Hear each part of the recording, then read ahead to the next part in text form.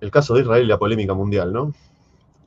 Acá tenemos un posteo de una persona que creo que se dedica al periodismo y que ha hecho justamente una opinión sobre todo el tema de Israel, el tema de Gaza, el conflicto de Medio Oriente. Y tiene opiniones encontradas dentro del mismo argumento, me parecieron interesantes. Dice, si hay algo con lo que siempre se arma quilombo, es con el tema judío. Me he trenzado en diferentes épocas por diferentes ideas. Me hartaron en su momento con su papel de víctimas eternas. Toda la industria cinematográfica yanqui por décadas los puso en ese lugar y ahora me indignan con el genocidio, la espantosa masacre a la vista de una sociedad occidental mundial impávida que recién ahora parece salir de su letargo. Dicho esto, reivindico el derecho de existencia del Estado de Israel para el pueblo judío, que desde los tiempos de Adriano, estamos hablando del Imperio Romano, ¿no?, quieren ser borrados de la historia por su resistencia y fe. Fue él quien los llamó Philistines, ahí viene la palabra Palestina en realidad, ¿eh?, cuando después de 100 años logró derrotarlos despojándolos en su identidad judía, de su identidad judía, y nombrándolos como el pueblo filisteo, que no tenía la misma fuerza identitaria, hoy llamados Palestina. De ahí viene la palabra. Por eso, acá hay un problema que tiene la identidad de Palestina como tal, que es un problema de origen, porque Palestina justamente viene de filisteo, o de filistín, los filisteos. Y la identidad de los filisteos forma parte de los antiguos reinos de Canaán, que de alguna manera estaban vinculados, que son parte de los reinos semíticos, y que fueron luego integrados a lo que era el reino de Israel y de Judea. Con lo cual, tenemos un doble problema, porque si los palestinos se identifican como filisteos, están reconociendo que vienen de Canaán, por lo cual eh, ya fueron integrados anteriormente al reino de Israel y de Judea, con lo cual no tiene sentido plantear un Estado, si ya existe Israel, ¿no? Por otro lado, si se reivindican árabes, los árabes no son oriundos de esa región, son oriundos del sur, de la parte que habíamos visto en el mapa, que están Omán, Arabia Saudita, Qatar y todos esos países. Entonces, el problema de Palestina es que primero, Palestina como alguna especie de territorio o unidad, primero que no es un país, pero como unidad geográfica, siempre fue una regencia de algún imperio de turno. De Roma, como vimos acá, en este caso, cuando Roma derrota a Judea, del Imperio Otomano, del Imperio Bizantino, o mejor dicho, Imperio Bizantino, luego del Imperio Otomano, luego del Imperio Británico, pero nunca fue un país, fue una regencia. Ese es el tema. Por eso genera tanta polémica hablar de estos temas, porque de los dos lados te van a decir que estás equivocado. Dice, son pueblos que han compartido el territorio desde hace 2000 años. La eterna diáspora judía y su anhelo de volver a la tierra prometida es algo que todos conocemos y hemos visto en historia reciente, la persecución y el aniquilamiento del que fueron objeto. Me he preguntado el porqué de este arraigado antijudaísmo en el mundo. Son gente hábil con el dinero, comerciantes, también amantes de las artes, mecenas muy cultos. No sé qué hubiera sido de las artes sin ellos. Bueno, Nietzsche decía lo mismo. Del cine, del teatro, de la música, la pintura, escultura. Son respetuosos y democráticos. Los hay inescrupulosos y codiciosos, pero eso no se limita al pueblo judío. Creen en un Dios que solo los elige a ellos. Sus lazos son inquebrantables, de ahí su poder. ¿Será envidia lo que mueve el antijudaísmo o antisemitismo? Bueno, eso es interesante también. Esa es otra cosa que ahora vamos a ver en un posteo de Instagram que me parece muy bueno. Es quizá uno de los pocos pueblos del mundo que mantiene esa identidad étnica relacionada al mismo Dios como una especie de pacto permanente. Y eso es algo que también Nietzsche lo había destacado en El Anticristo, ¿no? Para el que le interese, es un texto, es el primer texto que leí de Nietzsche, y es muy interesante. Muy interesante porque plantea muchos lugares incómodos para todos. Dice, las teorías conspirativas de Sion y el plan Andinia y todo eso que a muchos les encanta fabular no tienen asidero. Sí tenemos en este momento una secta Lubavitch, o sea, Chabad Lubavitch, muy perniciosa, a la que responde este jefe de Estado, se refiere a Milei, que parece estar vinculados a, bueno, no voy a decirlo por la duda, y rituales macabros. Pero esto lo digo de oídos, no lo puedo comprobar. Lo que sí sabemos es que se están quedando con todo. Los sionistas defienden el derecho de tener un Estado, el de Israel, movimiento creado por Herzl a finales del siglo XIX. El anglo-sionismo y ese trulalá excede mis conocimientos. Jamás, Organización de Palestina, ha utilizado gran parte de los recursos internacionales en crear túneles subterráneos debajo de sus escuelas, hospitales y casas, para atacar a los israelíes, Estado al que pertenecen, pero también les suministra agua y energía. Quiere un Estado propio del río al mar, es decir, borrar el Estado de Israel. Son posiciones irreconciliables.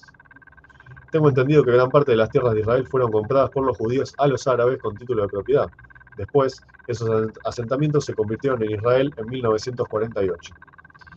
A partir de ahí empieza la lucha a ambos lados. Israel por sobrevivir y expandirse. Bueno, en realidad, sí, en 1948, pero el acta de Balfour es del año 19, o sea que antecede a la guerra de independencia, digamos, ¿no? A partir de ahí empieza la lucha a ambos lados, Israel por sobrevivir y expandirse y Palestina por evitarlo. Parece que la solución de dos estados soberanos que vivan en paz no está en el ADN de la región, o sea, ninguno de los dos. O sea, es más una expresión de deseo de la gente que no vive ahí que la gente que vive ahí. Geopolíticamente, Israel tiene armamento nuclear y es el bastión de Occidente en Medio Oriente.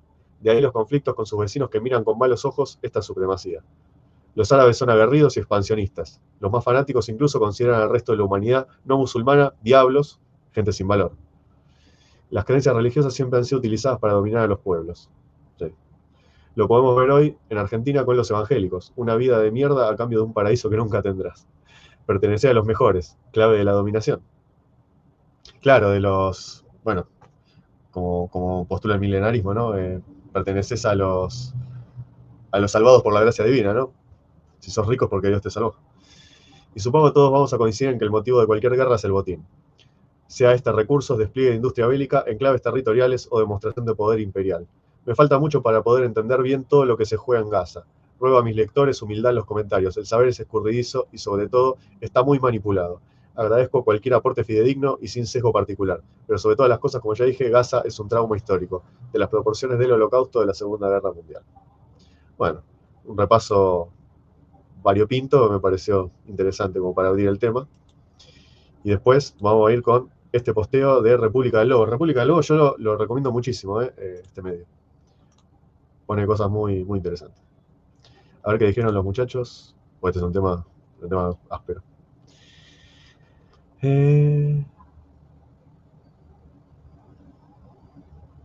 Rusia tiene toda África Central cooptada. Sí. Sí, pero justamente tenía la posición amenazada por el puerto de Tartus. Justamente por eso lo quería. Por eso la salida del Assad en realidad fue negociada con Putin mismo. Porque dijo, bueno, mientras me quede con el puerto de Tartus, al Assad lo traigo a casa, que se quede tranquilo con su familia y listo. Siria se la quedan los rebeldes. Bueno, los yihadistas. Bien, geopolítica de Israel. Dice, una lógica etnonacionalista. Dice República de Lobos. Cuestiones estructurales. El carácter etnonacionalista del Estado de Israel. Dice la nota, Israel fue fundado como el Estado del pueblo judío, lo cual implica una relación directa entre soberanía estatal y pertenencia étnico-religiosa. Esta identidad estatal no solo es simbólica, sino legal y política. Se refleja en el control de frontera ciudadana, acceso a derechos y configuración institucional. Esta estructura implica una jerarquía entre ciudadanos judíos y no judíos, aunque todos tengan teóricamente derecho a voto. La etnicidad, más que la mera ciudadanía, constituye el núcleo del poder estatal. La institucionalización de Judía, o de lo que es el judío, ¿no? Desde 2018, la llamada Ley del Estado-Nación del Pueblo Judío consagra jurídicamente el principio de que solo los judíos tienen el derecho a la autodeterminación nacional en Israel. El idioma hebreo es oficial y el desarrollo de asentamientos judíos es de un interés nacional. Estas decisiones consolidan una arquitectura legal explícitamente pro-judía como dominancia absoluta del Estado de Israel. La dualidad jurídica en los territorios ocupados. En Cisjordania se da una coexistencia de dos sistemas jurídicos, ley civil israelí para colonos y ley militar para palestinos. Esta división no es accidental, se trata de un régimen de control diferencial que permite al Estado extender su soberanía sin asumir las obligaciones derivadas de la anexión formal. El objetivo es mantener el dominio sin conceder ciudadanía ni derechos políticos. El cálculo demográfico como estrategia estatal.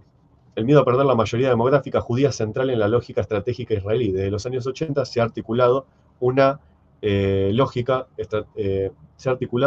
doctrina explícita de separación demográfica que busca minimizar la presencia árabe palestina en el conjunto territorial controlado por Israel. Esto afecta tanto a las políticas migratorias como el trazado de fronteras, el urbanismo y la planificación de infraestructuras. Estamos hablando, ¿no?, de un país que tiene ese nivel de planificación gubernamental a pesar de que es uno de los países con los índices de libertad económica más altos del mundo, ¿no? Pero una cosa no quita la otra. Fíjate que se pueden conjugar las dos cosas. No son excluyentes. Lo que sí es excluyente es que si vos hablas, por ejemplo, de una democracia, la democracia siempre va a requerir la cuestión del demos, la cuestión demográfica de la mayoría. Entonces, si vos querés garantizar que un Estado tenga ciertas características, tenés que limitar la inmensa mayoría de ese país a un carácter demográfico específico. ¿Se ve claro esto? O sea, si vos querés que un Estado mantenga características de, de identitarias, ¿no? Por ejemplo, fuertes, vas a limitar, obviamente, la demografía a que la mayoría sean siempre personas de determinada etnia. O determinar, bueno, etnia y religión. Son las dos cosas juntas. Esto es clarísimo.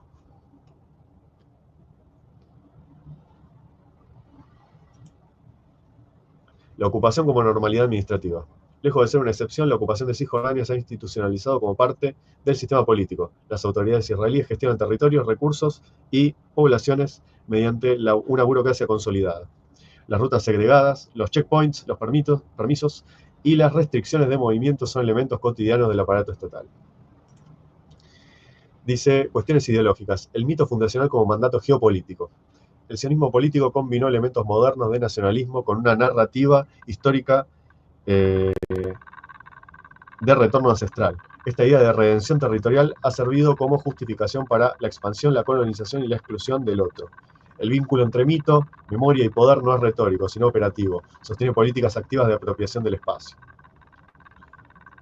Esto tiene que ver también con lo que mucha gente ha planteado, y por eso a Netanyahu se lo señala muchas veces, porque representa esa ala más de derecha de Israel, y se le dice, pero Netanyahu no es el que va en contra de las políticas progresistas, de multiculturalismo. Y sí, porque si no, a ver, justamente Israel es más chico que el territorio de la provincia de Tucumán. Si quiere mantener su existencia, precisamente no tiene que capitular ante políticas de corte multiculturalista, porque si no, en un día los invadís, digamos. No es muy difícil. 7. La colonización como cumplimiento mesiánico. A partir de 1967, el movimiento de colonos religiosos interpreta la conquista de Cisjordania como una etapa divina. No se trata ya de proteger fronteras, sino de sino de recuperar la tierra prometida. Esta visión, perdón, si se me complica la lectura porque tengo la cámara en el medio, entonces estoy como leyendo así.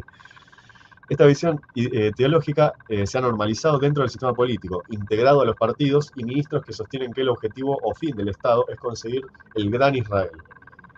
Bueno, en ese sentido es bastante envidiable, ¿no? Que tengan una sociedad tan, más allá de los partidos políticos, que esté de acuerdo en cosas que hacen a los objetivos trascendentales del Estado, ¿no? El Estado como unidad política, digo. Que eso es lo que nos haría falta a nosotros, por ejemplo. No tienen tanta... La grieta no les complica tanto para conseguir esos objetivos, eso, que no dejan de tener su grieta. El sionismo no representa la totalidad del pensamiento judío. Existen corrientes que lo cuestionan desde una concepción no nacional del judaísmo, entendiendo que reducirlo a un proyecto estatal contradice su dimensión ética, religiosa o universalista. Estas críticas sostienen que vincular identidad judía y soberanía estatal transforma un horizonte espiritual y cultural en una herramienta de poder. En este marco, la memoria del Holocausto deja de ser un imperativo moral universal para convertirse en una legitimación política. Esta tensión ha generado una fractura interna del judaísmo contemporáneo entre quienes conciben Israel como centro político y quienes lo consideran una deriva instrumental. El apartheid como lógica de ingeniería política. La acusación de apartheid no se basa solo en la desigualdad fáctica, sino en la existencia de un diseño institucional deliberado que distribuye derechos, movilidad y representación según la pertenencia étnica. Esta arquitectura responde a una lógica de consolidación territorial sin absorción demográfica. Ahí está lo que decía, ¿no? Asegurar el control del máximo de tierra con el mínimo de población palestina. No se trata de un sistema improvisado, sino de una estrategia racional de ordenamiento del espacio, que convierte la fragmentación geográfica y jurídica en una herramienta de dominio estable. La motivación no es exclusivamente de seguridad, sino de hegemonía etnonacional planificada.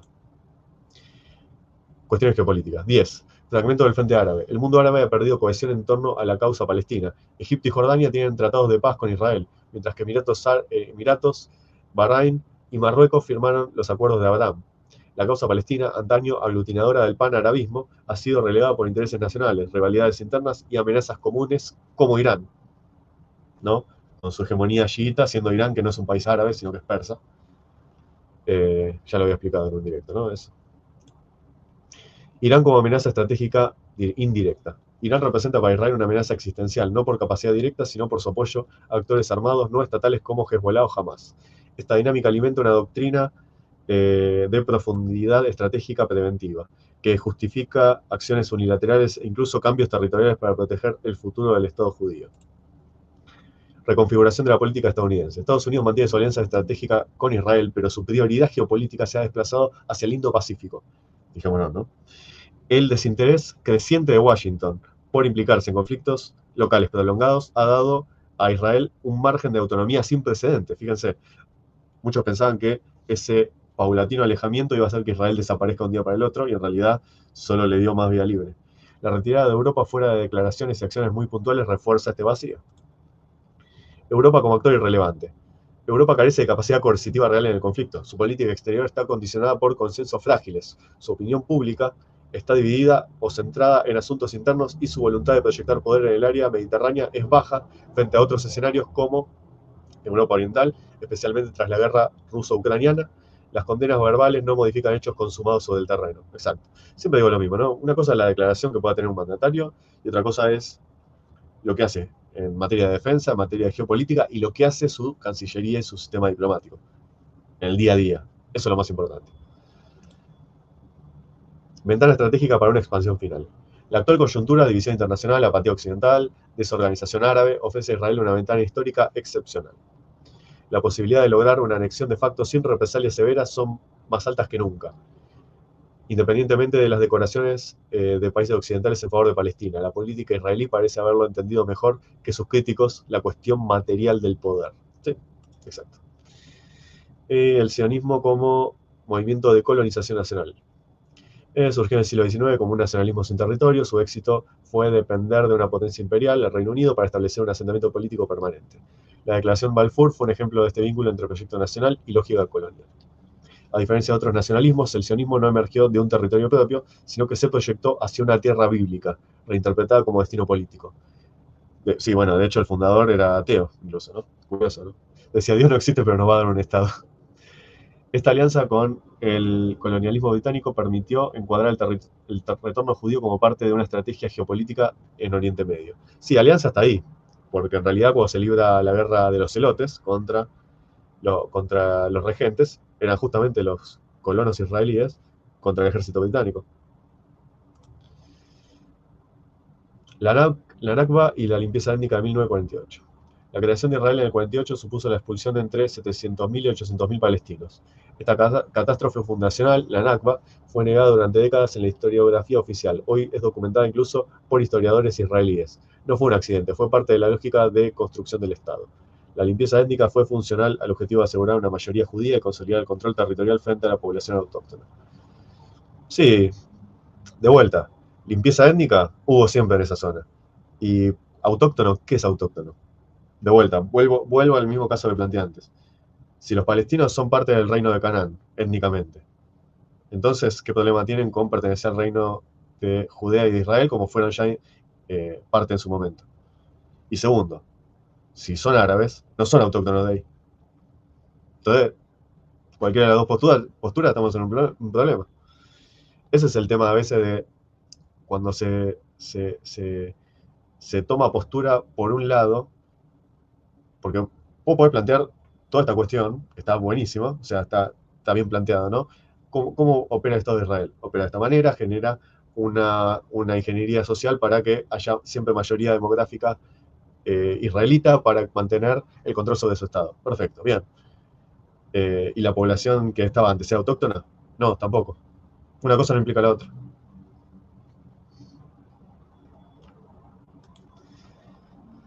El proceso de Oslo como normalización del statu quo. Los acuerdos de Oslo no produjeron un Estado palestino, sino una autoridad subordinada dependiente de Israel para su funcionamiento. Sí, exactamente igual que el reino de Israel y de Judea con los filisteos.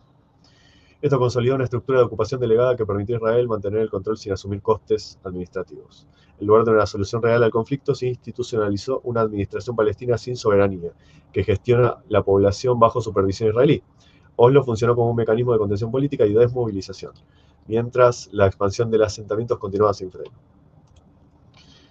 Bueno, después lo demás es ahondar sobre lo mismo, pero básicamente esta es la cuestión del tema de Israel, que presenta matices de todo tipo. O sea, no te puedes quedar solamente en el argumento de Israel está haciendo limpieza étnica. Fíjate lo que es la historia del Islam y te vas a cansar de ver limpiezas étnicas. O sea, y no lo digo en favor de Israel, simplemente digo que es parte del paisaje. O sea, la limpieza étnica existe, como existió siempre, en toda esa zona. En el Cáucaso, todo el Medio Oriente y el Cáucaso se cansaron de hacer limpieza étnica. Los otomanos contra los armenios, contra, no sé, contra los kazajos, los rusos con los azerbaiyanos eh, y contra los persas, los árabes contra los persas, los árabes de Bagdad contra los persas también. O sea, sí, limpiezas étnicas hubo siempre en esa región. Pero sí, autóctono no hay nadie. En todo el mundo, o sea, vos ves cualquier parte del mundo, no hay nadie. No existen pueblos originarios, muchachos. Esa categoría es un invento de las ONG, ¿no? No hay pueblos originarios. ¿Originarios de dónde? Si hasta lo más científicamente comprobado que tenemos es el origen africano de la humanidad y hay todavía gente que lo pone en cuestión. Todavía. Así que eso de pueblos originarios, no hay ningún pueblo que sea originario de ningún lugar. Es lo que podés establecer o lo que no podés establecer. Punto. Y en todo caso, vos te basás en el derecho internacional o el derecho actual o el sistema diplomático de la época.